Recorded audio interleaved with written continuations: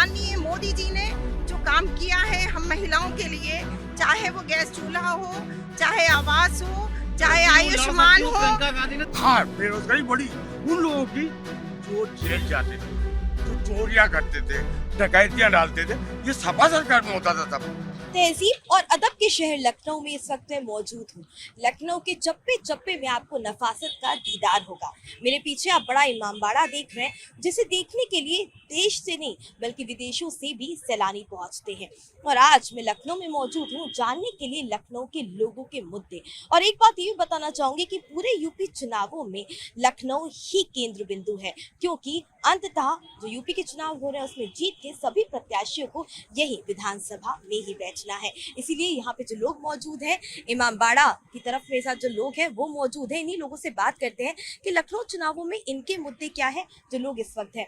आप लोगों से जानना चाहूंगी इस चुनाव आप लोगों के क्या मुद्दे हैं, क्योंकि लखनऊ की बात करें जहाँ पे हम इस वक्त मौजूद हैं इमामबाड़ा में, तो यहाँ पर कहा जाए कि लखनऊ की पहचान ही कहीं ना कहीं इसी से है। दूर दराज से लोग भी देखने के लिए आते हैं। लखनऊ की संस्कृति लोग को अपनी तरफ खींचती है।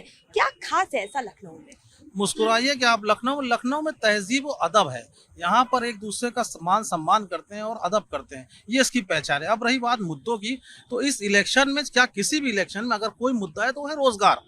और भारतीय जनता पार्टी की दोनों डबल इंजन की सरकारें रोजगार को जीरो कर चुके हैं और सिर्फ मुद्दा रोजगार है। और रोजगार सिर्फ कांग्रेस पार्टी दे सकती है, जो कि जैसा कांग्रेस ने ऐलान किया है कि हम 80,000 कांस्टेबल की भर्तियां देंगे, जो जितने शिक्षक भर्तियां हैं। ये गर्मी की बात करते हैं और कांग्रेस पार्टी भर्ती की बात करती है। तो मुद्दा सिर्फ एक रहेगा और उसी पे चुनाव होगा और रिजल्ट भी रोजगार पर ही आएगा।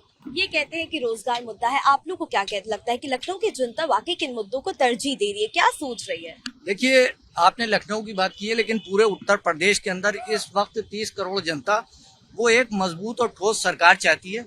और वो तभी मिल सकती है जब प्रदेश के अंदर रोजगार के अवसर हों और स्वास्थ्य सेवाएं हों, शिक्षा अच्छी हो। लेकिन 5 साल की भारतीय जनता पार्टी की सरकार में ये सब चीजें जो हैं वो कहीं छुप गई हैं जाके। इस वक्त जो है वो जनता जो है बुरी तरीके से त्रस्त है। उत्तर प्रदेश के अंदर जहाँ भी खेती होती है वहाँ पे छुट्टा जानवर सबसे अहम मुद्दा बन गए हैं। छुट्टा जानवरों ने किसानों का जीना हराम कर दिया। रात को वो ठंडक में ड्यूटी करते हैं जाके। तो हम तो समझते हैं कि सबसे पहले ये छुट्टा जानवरों की समस्या का हल होना चाहिए। दूसरे ये है कि रोजगार, महंगाई को पहले इसको हम समाजवादी पार्टी की सरकार बनती है तो पहले यही हमारे बिंदु होंगे जिन पे हम काम शुरू करेंगे। आपको क्या लगता है, आपके इशू क्या है? क्योंकि रोजगार और महंगाई की तो बात इन्होंने की, लेकिन जो लोग इमामबाड़ा के आसपास रहते हैं वो लोग किन चीजों से वंचित है? उन्हें क्या लगता है कि क्या वो चीजें हैं जो इस इलाके को अब तक मिली नहीं है? क्या वो मुद्दे हैं जिनकी चर्चा होनी चाहिए, जिनकी बात होनी चाहिए? देखिए, 2017 से पहले जो सरकार थी वो उस सरकार में चारों तरफ दंगे और एक अराजकता का माहौल था।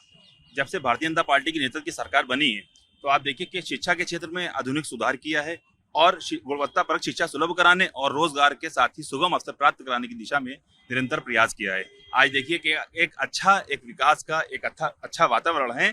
और चाहे आप लखनऊ की बात करें या उत्तर प्रदेश के किसी भी जिले, छोटे छोटे जिले या गाँव की बात करें, तो वहाँ जो भी केंद्र सरकार की या प्रदेश सरकार की जो भी योजनाएं हैं उससे मैं समझता हूँ प्रत्येक व्यक्ति लाभान्वित हुआ है। चाहे वो आप आयुष्मान भारत 5 लाख रुपए स्वास्थ्य पे जो खर्चा हो रहा है वो बात करें, या आप ये देखिए कि शिक्षा के क्षेत्र में चाहे वो फ्री एजुकेशन दी हो, या आप देखिए जनधन योजना के माध्यम से सीधे पैसे के, या अनाज देखिए कि प्रत्येक व्यक्ति को किस तरह से अनाज मिल रहा है। तो मैं समझता हूँ कि ये जो सरकार भारतीय जनता पार्टी के नेतृत्व की सरकार है, इसमें प्रत्येक व्यक्ति, कोई भी ये नहीं कह सकता कि हर आदमी, मैं समझता हूँ कि लाभान्वित हुआ है। कह रहे हैं कि योजनाओं से लाभान्वित हुए, लेकिन कई सारी महिलाओं से हमने बात की, कई सारी स्कूल कॉलेज की छात्राओं से बात की। उनका कहना है कि सुरक्षा व्यवस्था अभी तक पूरी तरीके से महिलाएं अभी सुरक्षित नहीं है। कुछ चीजें हैं जो रह गई हैं जिनको पूरा करना चाहिए, ये इम्पोर्टेंट बिंदु है। ये 2014 में जब हमारे प्रधानमंत्री जी आए, हिंदुस्तान उन्हें संभाला, तब देश हमारा आजाद हुआ एक नारे से,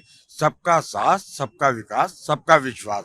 जब हमारे प्रधानमंत्री जी ने ये कह दिया हम सबको लेके चलेंगे तो हमारा देश आजाद हो गया। सबको योजनाएं मिल रही है, मुसलमानों को भी राशन मिल रहा है, सिंधियों को भी मिल रहा है, दलितों को भी मिल रहा है, हिंदुओं को भी मिल रहा है, सबको राशन भी मिल रहा है, मकान भी मिल रहा है, सब हमारे प्रधानमंत्री जी ने। और उसके बाद उत्तर प्रदेश में 5 साल से सरकार आई। तो लखनऊ में मुस्लिम समुदाय के लोग खुश है विकास से, उनको लगता है 5 साल विकास हुआ है। नहीं, विकास हुआ 5 साल।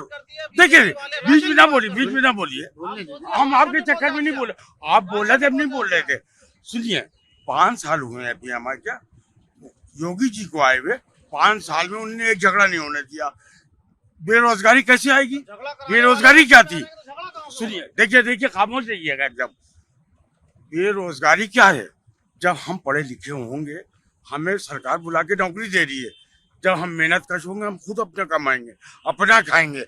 हाँ, बेरोजगारी बढ़ी उन लोगों की जो जेल जाते थे, जो चोरियां करते थे, डकैतियां डालते थे, ये सपा सरकार में होता था तब। कॉलेज की छात्राओं का कहना है कि अपराध को लेकर के कानून और सख्त होने चाहिए। जिन अपराधियों को जेल में डाला जाता है वो बेल लेकर के फिर बाहर आ जाते हैं। यानी कि अपराध को लेकर के अभी जो कानून है, अपराधियों को लेकर जो कानून है वो अभी भी सख्त नहीं है।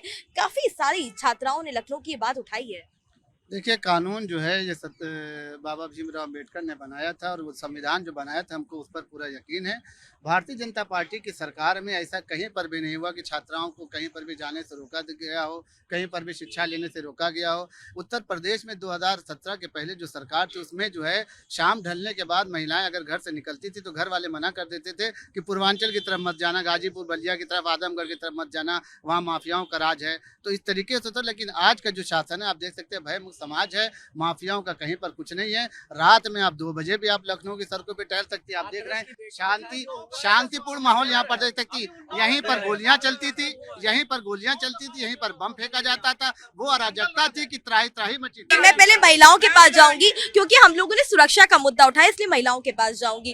कहते 5 साल में पहले जो महिलाएं घर से 5 बजे के बाद नहीं निकलती थी, अब वो सशक्त हुई हैं, सुरक्षित महसूस करती हैं, घरों के बाहर निकल सकती हैं, काम पर जा सकती हैं, नौकरियां कर सकती हैं। 5 साल में लखनऊ की महिलाएं क्या महसूस कर रही हैं? देखिए, हम लोग ये जानते हैं कि 70 साल में प्रधानमंत्री भी बनी हैं और बड़े पदों पे भी रही हैं हर सरकार में, लेकिन किसी ने हमेशा हम महिलाओं को यूज किया है। कभी किसी ने, चाहे वो कांग्रेस हो, चाहे सपा हो, चाहे अन्य बसपा हो, वो महिलाएं थी जो मुख्यमंत्री भी बनी और प्रधानमंत्री भी बनी, लेकिन महिलाओं के बारे में कभी भी उन्होंने कुछ भी नहीं सोचा। आज माननीय मोदी जी ने जो काम किया है हम महिलाओं के लिए, चाहे वो गैस चूल्हा हो, चाहे आवास हो, चाहे आयुष्मान हो, और सिर्फ ये चैलेंज होता है कि लड़की हूँ, लड़ सकती हूँ। मगर जब उनकी सत्ता थी, सपा की भी और कांग्रेस की भी, तो वो लोग क्या कर रहे थे? उन महिलाओं के लिए क्यों नहीं किया? हम महिलाओं के लिए क्यों नहीं किया? उस 1 मिनट भाई साहब, मैं बात कर रही हूँ, तो उस वक्त ये बताइए कि क्यों नहीं किया? उस वक्त हम लोगों के साथ बलात्कार होता था, हमारी बच्चियों के साथ, और निकलना दूभर था। तो वो सब योगी जी ने और मोदी जी ने, हम लोग आज रात को भी निकलते हैं तो आराम से निकलते हैं, कोई किसी तरह की घटना नहीं होती। 3 तलाक, CA, NRC, हर चीज में हम लोग का सपोर्ट मोदी जी ने किया है और हम लोग चाहते हैं दोबारा सत्ता में फिर योगी